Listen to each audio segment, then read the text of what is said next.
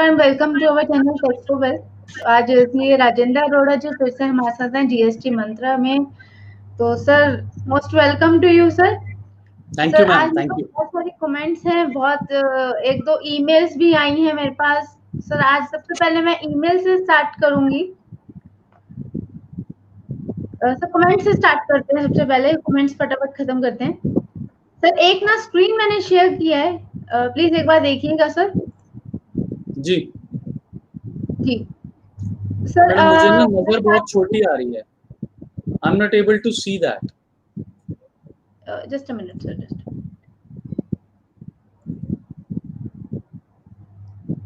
Sir, I am reading the questions then. I am हाँ, reading the please read questions. It ma'am. जी sir. Sir, first question है mister Manoj Rastogi ji का। मेरा GST 9/4/2019 को cancel हुआ और रिवोक का ऑप्शन भी लॉगिन करने पर नहीं आ रहा है, तो क्या करें? नहीं, कैंसिल हो गया तो अब अगर कैंसिल हो चुका है तो आप रिवोकेशन फाइल कर सकते हैं 31 अगस्त तक। और आपको बेसिकली उसके लिए अपने पोर्टल पे देखिए, अगर वहाँ नहीं ऑप्शन आ रही तो जुरिसडिक्शनल ऑफिसर को आप इंक्वायर करें। जो भी आपका जुरिसडिक्शनल ऑफिसर है, प्रॉपर ऑफिसर, उसको आप अप्रोच करें और ये आप 31 अगस्त तक इसको रिवोक करवा सकते हैं सर। जी sir, moving to my next comment. Sir, Satish ji की ये कमेंट है। Supply of aerated water can opt composition or not?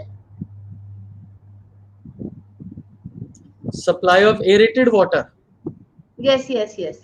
Yes, they can apply for this thing. Composition or not? Message कर दो सबको, Okay. Sir, moving to my next question.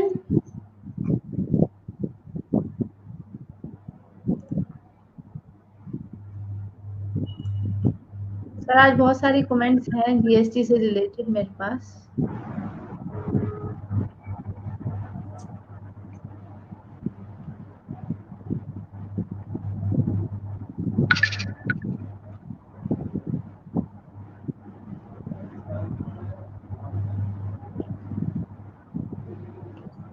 Sir, Amit Sharma ji का question है sir. Sir, 17-18 के export की shipping details GSTR 1 में by mistake गलत चली गई थी। Export with payment of tax है, अगर अब जीएसटीआर 1 को अमेंडेड कर दें तो क्या रिफंड मिल सकता है? देखिए, जीएसटीआर 1 17-18 का अब आपका अमेंड नहीं हो सकता सर। और वैसे भी आपका जो 17-18 का रिफंड का डेट है वो 31 अगस्त 20 है। तो अब उसके लिए या तो आपको रिट फाइल करनी पड़ेगी हाई कोर्ट में, तभी आपको इसका रिफंड मिल सकता है, अदरवाइज रिफंड मिलना मुश्किल होगा सर। जी sir. Sir, moving to next question.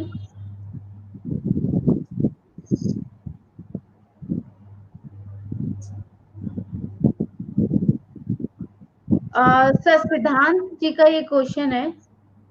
Sir, 1 अगस्त को न्यू जीएसटी के लिए अप्लाई किया हुआ है, कब तक जीएसटी नंबर आएगा? टिल नाउ प्रोसेसिंग में है।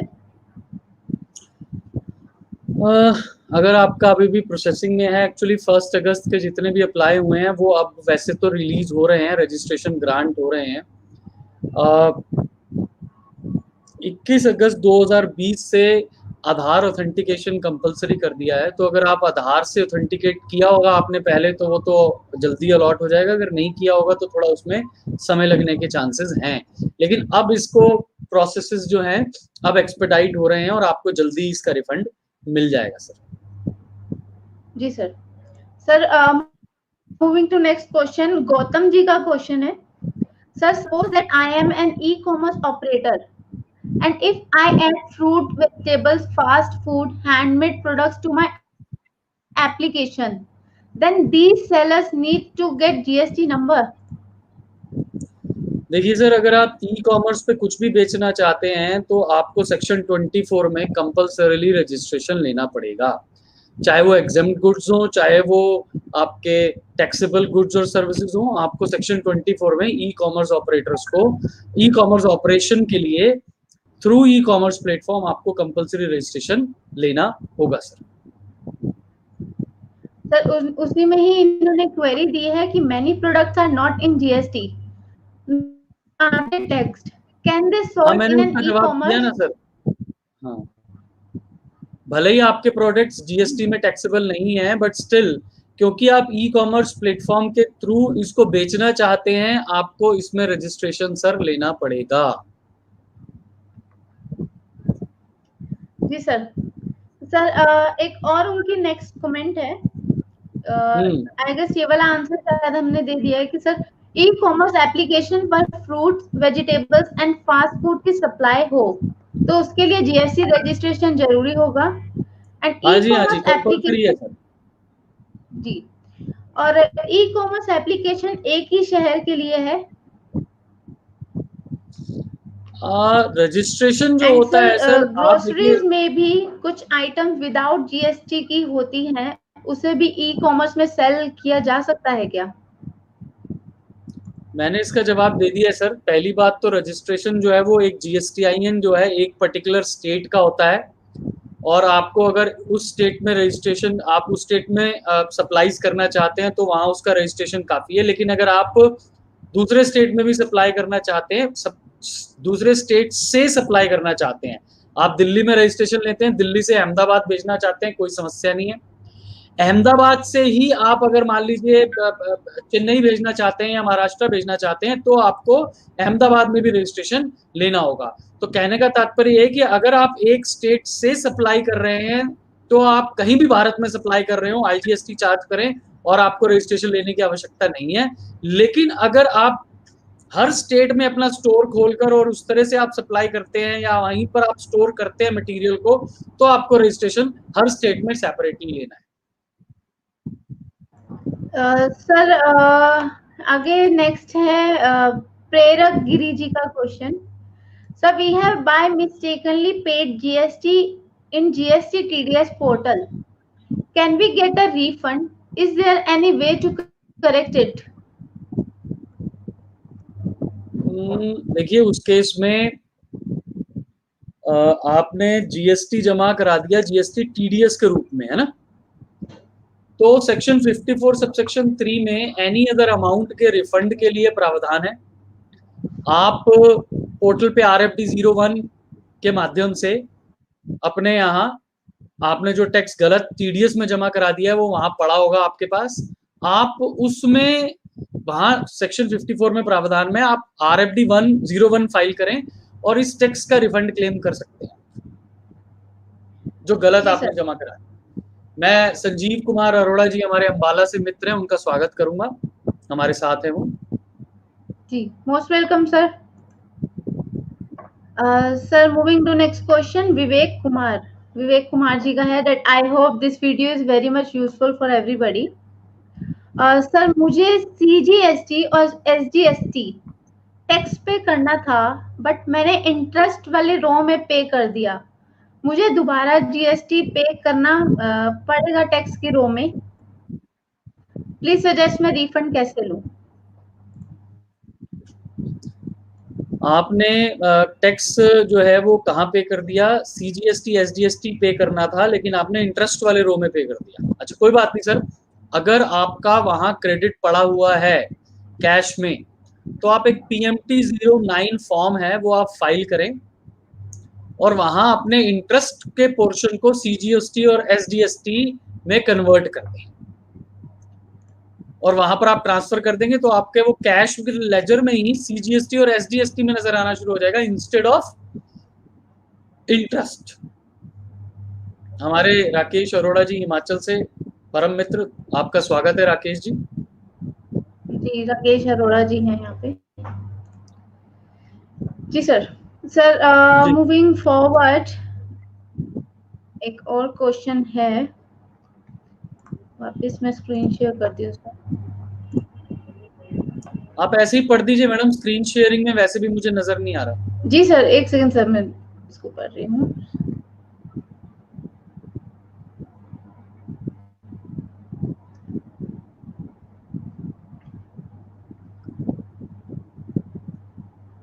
सो जीएसटी से रिलेटेड बहुत सारी कमेंट्स हैं, वही मैं देख रही हूँ कहाँ है। ये वाला सर रिप्लाई कर ही दिया हमने कि 1 अगस्त को न्यू जीएसटी वाला। और आगे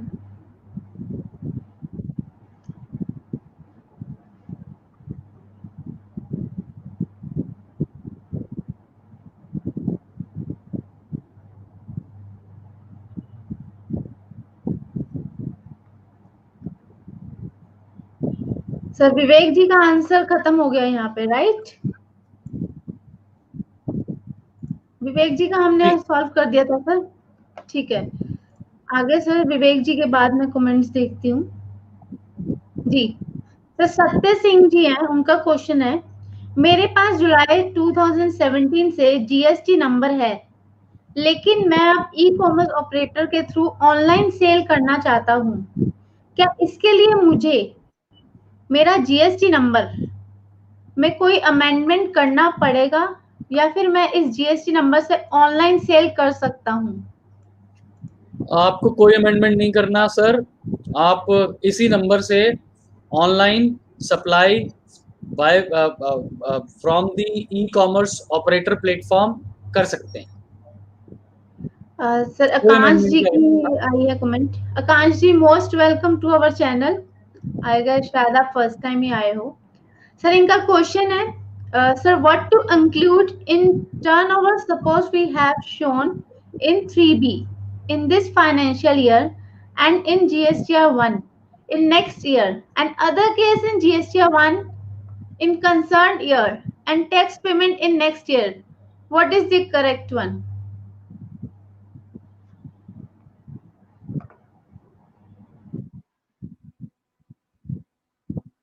मैं आपकी जो समस्या यहाँ समझ रहा हूँ आकांश जी, वो ये है कि 3B में और 1 में मिसमैच है आपका कहीं ना कहीं। 1 में आपने करेक्ट डाटा दे दिया और टैक्स जो है वो 3B में अगले साल दे दिया।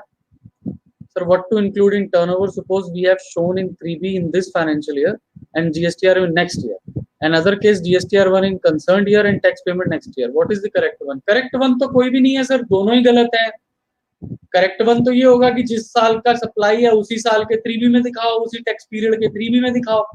अब आपने नहीं किया, अब आप इन दोनों में से पूछिए सर दोनों में से बेटर कौन सा है?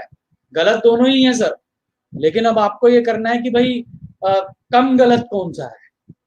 तो मेरे हिसाब से अगर आपने 1 में दिखा दिया और 3B में बाद में दिखाया तो आपको 3B में ब्याज देना चाहिए, और अगर आपने 3B में दिखा दिया, टैक्स पे कर दिया और 1 में नहीं दिखाया, तो आपका सिर्फ आउटवर्ड सप्लाई डिक्लेरेशन नहीं हुआ, आपने टैक्स टाइमली पे कलेक्ट करके जमा करा दिया, तो ब्याज की लायबिलिटी नहीं आएगी। तो ये बेटर है कि आप 3B में दिखा दें और 1 में भले ही बाद में दिखा दें, कोई प्रॉब्लम नहीं है, लेकिन मैं तो ये कहूंगा कि आप साइमल्टेनियसली 1 और 3B में दिखाएं।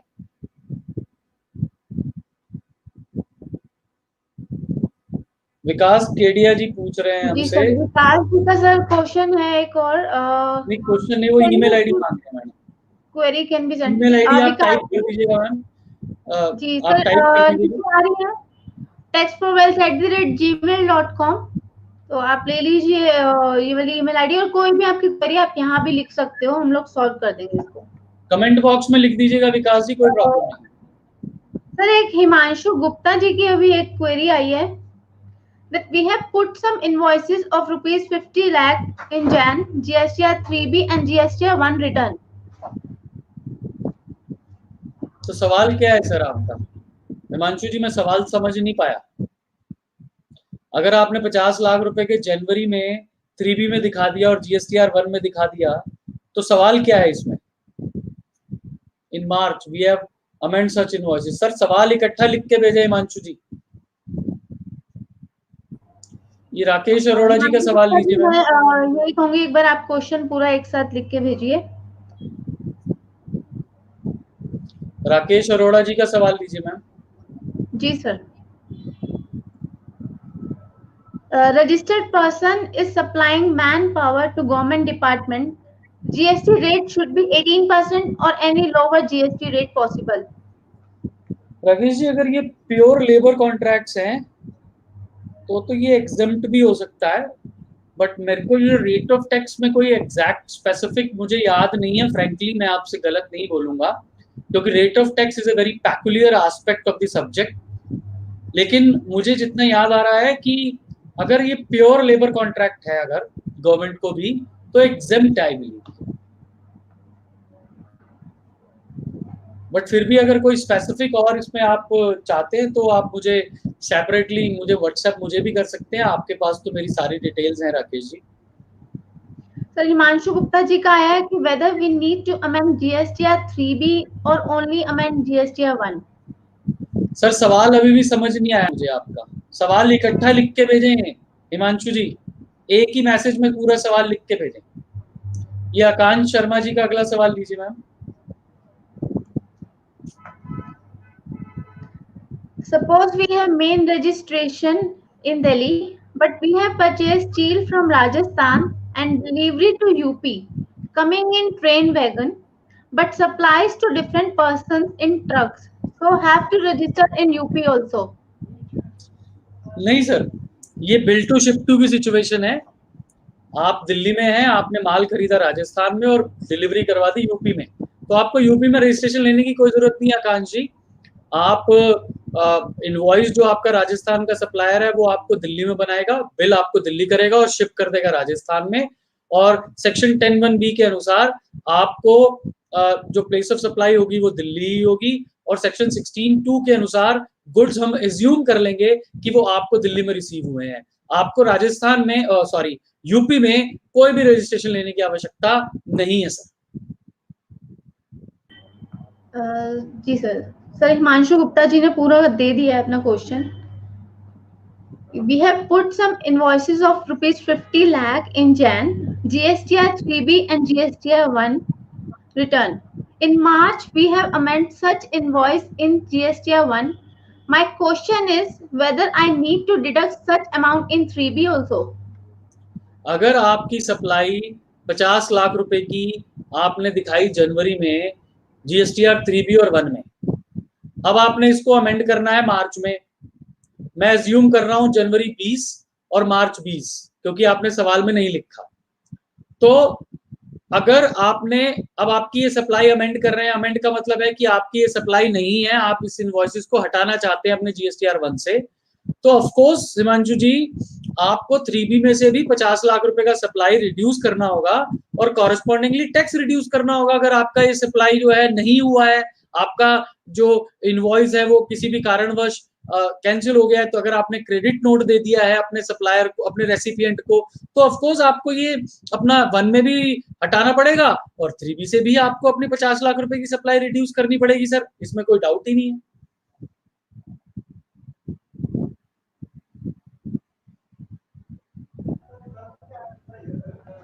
जी sir. Sir moving to next question. We have registered office, corporate office and 2 warehouses as well. What to register at principal place and additional place at GST portal? अब सर आकांक्ष जी ये मैं कैसे बता सकता हूँ आपका प्रिंसिपल प्लेस ऑफ बिजनेस क्या है और एडिशनल प्लेस ऑफ बिजनेस क्या है। प्रिंसिपल प्लेस ऑफ बिजनेस वो होता है जहां से प्रिंसिपली सारे एक्शंस लिए जाते हैं, सप्लाईज मेक होती हैं, और एडिशनल प्लेस ऑफ बिजनेस होता है, अब कोई भी एडिशनल प्लेस ऑफ बिजनेस हो सकता है जहां पर आप सिर्फ गोडाउन स्टोर बना रहे हैं, जहां पर आपने आपका corporate office principal place of business और आपकी शॉप जो है वो एडिशनल प्लेस ऑफ बिजनेस है। सो आपको ये डिटरमाइन तो खुद ही पढ़ना पड़ेगा ना सर कि आपका कौन सा ऑफिस जो है वो, जैसे मैं अब यहाँ से समझ रहा हूँ कि आपके वेयर हाउसेज हैं जो वो एडिशनल प्लेस ऑफ बिजनेस माने जाएंगे। अब रजिस्टर्ड ऑफिस और कॉर्पोरेट ऑफिस आपके अलग अलग हैं। अब आप ये डिसाइड कीजिए कि आपको प्रिंसिपल प्लेस ऑफ बिजनेस क्या करना है। एक स्टेट में एक ही प्रिंसिपल प्लेस ऑफ बिजनेस हो सकता है।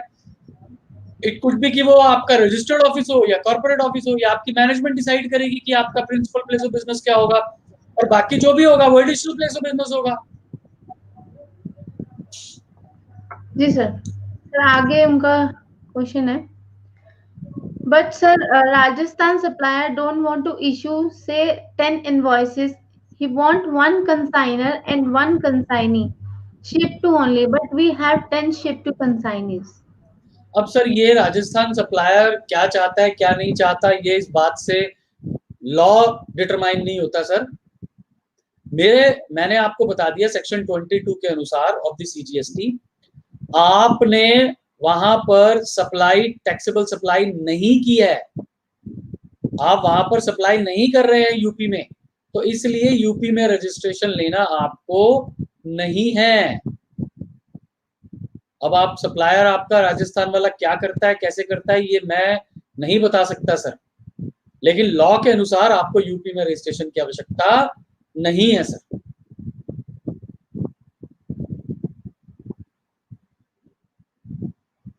जी सर। सर हिमांशु गुप्ता जी का सर एक और क्वेश्चन आया है।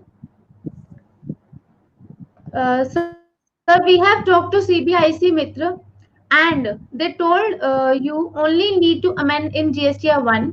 You don't need to give any effect in GSTR 3B. I have called 2 times, but CBIC Mitra contact person said the same thing. Sir आगे उनका कंटिन्यू होगा, so which view will accept me? My client is 100% export oriented until supply without GST. तो आपका 50 लाख रुपए का supply जो है वो रिड्यूस क्यों हुआ है, आपने जीएसटीआर 1 में क्यों दिखाया? देखिए मैं आपको बताऊं, आपने सप्लाई की, जीएसटीआर 1 बताता है statement of outward supply, GSTR 3B is a return for the consolidated data to be supplied along with the tax payment mechanism.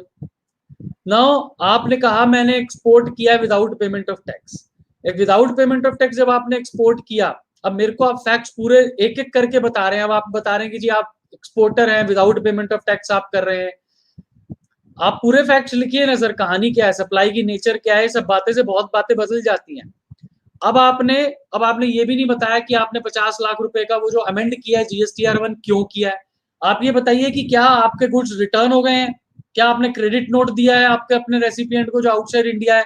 मैं अज्यूम कर रहा हूं आपके सेट ऑफ फैक्ट्स को कि आपने गुड्स बाहर भेजे, गुड्स रिजेक्ट होकर वापस आ गए, आपने क्रेडिट नोट दे दिया, आपने जीएसटीआर 1 में एक्सपोर्ट सप्लाई दिखाई थी, जीरो रेटेड सप्लाई दिखाई थी, आपने 3B में 3(1)B में zero rated supply without payment of tax दिखाई थी। अब फ्यूचर में आपने जीएसटीआर 1 को अमेंड कर दिया, उस बिल को क्रेडिट नोट काट दिया, उस बिल के अगेंस्ट को जीएसटीआर 1 में जो इनवॉइस था क्रेडिट नोट से उसको सेट ऑफ कर दिया, वो हो गया जीरो। अब आपने जो 3(1)B में एक्सपोर्ट सप्लाई दिखाई थी अपनी उस पर्टिकुलर मंथ की, वो दिखाई थी मान लीजिए 5 करोड़ रुपए, और आज इस महीने की आपकी सप्लाई आज की फॉर एग्जांपल अगस्त महीने की सप्लाई है आपकी 2 करोड़ रुपए या 1 करोड़ रुपए। अब आप इस 3(1)B में जो 3B में जो कॉलम नंबर 3(1)B है जहां पर zero rated supply with payment of tax और विदाउट पेमेंट ऑफ टैक्स जाएगा, उस 1 करोड़ की सप्लाई जो इस महीने में है उसमें से 50 लाख रुपए की सप्लाई जो आपने उस पर्टिकुलर जनवरी की रिड्यूस करनी है वो रिड्यूस करके दिखाएं। ये मेरा व्यू है सर। अब जीएसटी मित्रा क्या कहता है और वहां कौन सा मित्र बैठा है ये मैं नहीं जानता सर। मैं देखिए सर कानून के हिसाब से आपको बात बता रहा हूँ, आपकी वरना रिकंसिलेशन ही नहीं होगी। आप 19-20 की रिकंसिलेशन कैसे करेंगे, आप कैसे बताएंगे कि 20-21 में आपने उसको करेक्ट कर दिया, 50 लाख की सप्लाई रिड्यूस कर दी, आपकी रिकंसिलेशन ही नहीं होगी। तो ये वो क्या मित्र, कौन सा मित्र प्यारा बैठा है वहां पर कि वो कहता है कि जी 1 में दिखा दो 3B में नहीं दिखा दो। अब हो सकता है कि इसके अलावा कोई फैक्ट्स हो तो मैं बता नहीं सकता सर, लेकिन जो मैंने फैक्ट्स यहाँ अज्यूम किए हैं वो रिकॉर्ड हो गए हैं, इसके बेसिस पे आपको 1 और 3B में दोनों जगह अकॉर्डिंगली रिड्यूस करना पड़ेगा। जी sir.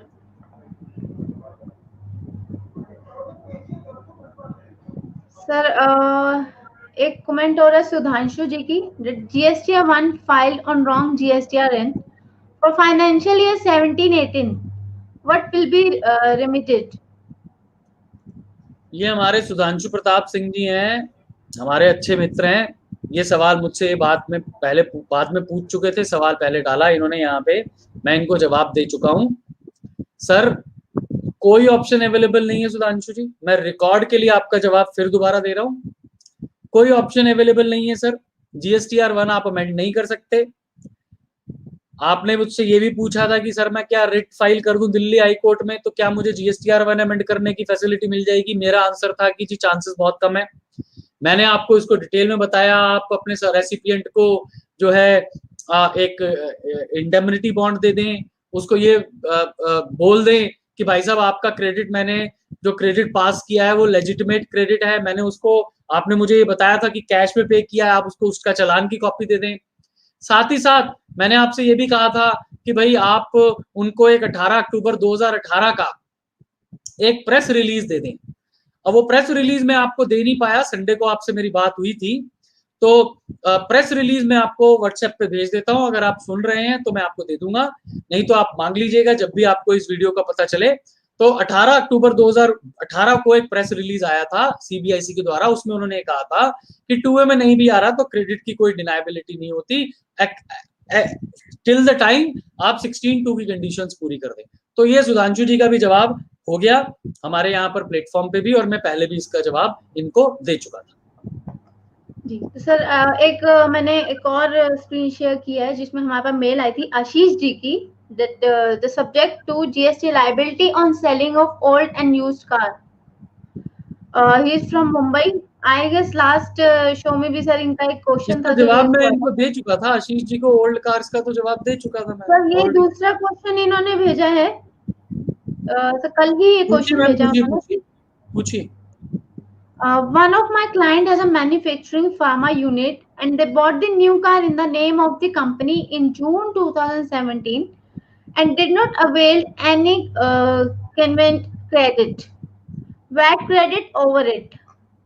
They sold that old car in financial year 2018-19 without paying any GST liability. Please inform what will be the rate of GST to pay on a tax on selling of old and used car and its notification if possible. Notification 8 जनवरी 2018 की है, number मुझे याद नहीं है, central tax rate की notification है sir. 2018 जनवरी में आपको सेंट्रल टैक्स रेट की नोटिफिकेशन मिल जाएगी। आपने इसके ऊपर मैंने एक आर्टिकल भी लिखा था, वो टेक्समैन में पब्लिश हुआ है, जो यूज्ड कैपिटल गुड्स है, सेल ऑफ कैपिटल गुड्स के ऊपर पूरा डिटेल्ड 7 पेज का आर्टिकल लिखा था मैंने इसके ऊपर, आप वो भी पढ़ सकते हैं। आपकी ज्ञान के लिए यहाँ पर बता दूं कि आपने गाड़ी खरीदी, गाड़ी का क्रेडिट नहीं लिया, कोई फर्क नहीं पड़ता, क्योंकि 17(5) में क्लॉज ए में गाड़ी का क्रेडिट अवेलेबल भी नहीं है।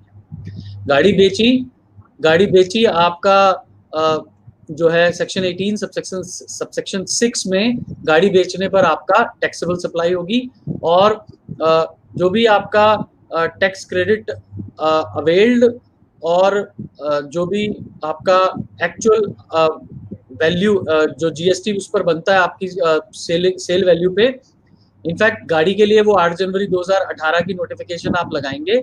अगर ये गाड़ी आपकी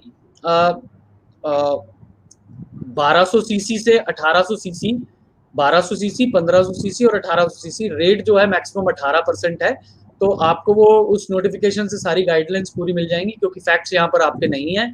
तो वो एसयूवी है, ग्राउंड क्लियरेंस कितनी है, क्यूबिक कैपेसिटी कितनी है गाड़ी की, ये सब फीचर्स के साथ डिसाइड किया जाता है कि गाड़ी का रेट जीएसटी क्या लगेगा। मैं बस आपको इतना बता देना चाहता हूँ कि जीएसटी रेट जो लगेगा वो वैल्यू बनेगी डिफरेंस पर, जो भी उसकी, अगर ये बिजनेस एसेट है तो इसके ऊपर डेप्रिसिएशन लिया होगा आपने, तो डेप्रिशिएटेड वैल्यू और सेल वैल्यू का जो बीच में डिफरेंस है वो हमारी सप्लाई वैल्यू बनेगी, उसके ऊपर 12% या 18% लगेगा। फॉर एग्जांपल आपकी डेप्रिशिएटेड वैल्यू 5 लाख आ रही है, आपने 5.5 लाख की बेच दी, तो 50,000 रुपया वैल्यू ऑफ सप्लाई बनेगी इस केस में, इस नोटिफिकेशन के द्वारा, और आपको 50,000 रुपए पे 12 या 18% जो भी होगा लगाना पड़ेगा। अगर आपकी डेप्रिशिएटेड एसेट नहीं है तो उसके ऊपर आपको, मान लीजिए उसके खरीदा आपने 5 लाख का था और बेच दिया आज आपने 6 लाख का, तो आपको ऑफकोर्स 1 लाख रुपए के ऊपर टैक्स देना पड़ेगा।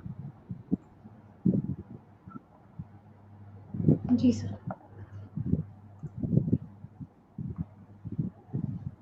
आकाश जी का ही क्वेश्चन है sir, that we receive GST SMT 10 showing some discrepancy but as attached and the comparative of tax liability in 3B and 1 and ITC claimed in 3B and 1 no ITC claimed in 3B and 2A as shown in portal also. Does he drop open discrepancy? What is the practical solution?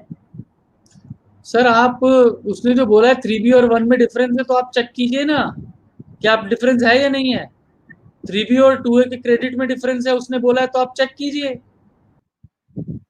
Practical solution यही है, अगर difference है तो आप बताइए क्यों है, और अगर नहीं है तो उसको बता दीजिए डिफरेंस नहीं है। और प्रैक्टिकल सोल्यूशन तो क्या होगा सर इसका? अगर आप चेक कीजिए 3B और 1 में अंतर है तो सर आप अंतर बनाएं, रिकंसिलेशन बनाएं और उनको बताएं अफसर साहब को।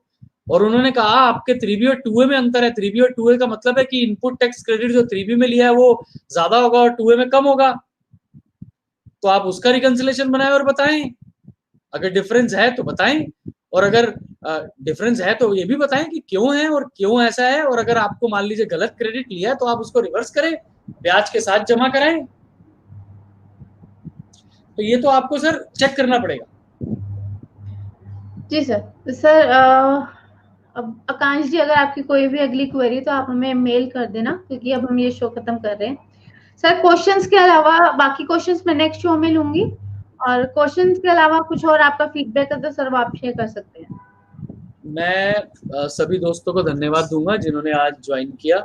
हमारे राकेश जी, हमारे अंबाला से हमारे संजीव जी, और बाकी जितने भी दोस्त आकांक्ष जी, सभी जो आए, इनका बहुत बहुत धन्यवाद। और बस मैं आपसे यही कहूँगा कि इस सब्जेक्ट पे संबंधित आपकी कोई भी जानकारी अगर आपको चाहिए हो, जैसे आपने हमारे अभी कमेंट बॉक्स में टाइप कर दिया इस वीडियो के नीचे, आप भले ही कभी भी कमेंट बॉक्स में टाइप करें। भारती मैम बहुत एक्सटेंसिवली इसके ऊपर काम करती हैं। कोई भी आपका सवाल आएगा, कोई भी आपका हमारे ऊपर फीडबैक आएगा, उसको हम बिना एक्शन लिए उस पर नहीं छोड़ते हैं उसको। Bharti ma'am is very regular in that, और हमारी पूरी टीम जो है इसके ऊपर लगी हुई है। और मैं आपका धन्यवाद देता हूँ, आप सबने हमारे साथ समय निकाला और आप इस शो पर आए। Bharti ma'am. Sir thank you very much sir. बाकी सर मैं तो आपको भी सर अप्रिशिएट करूंगी, आप हमारे हर एक क्वेश्चंस के आंसर देते हैं अपना टाइम निकाल के। Sir thank you very much. बाकी आपकी कोई भी क्वेरी हो वैसे आप लिख ही देते हो कमेंट बॉक्स पे व्यूवर्स, और भी कोई क्वेरी हो, बाकी हम लोग Amazon Fire TV, YouTube, website और हर जगह अवेलेबल है। कोई भी क्वेरी हो जीएसटी से रिलेटेड राजेंद्र सर हमारे साथ हैं। Thank you very much sir. जी सर। Thank you everyone.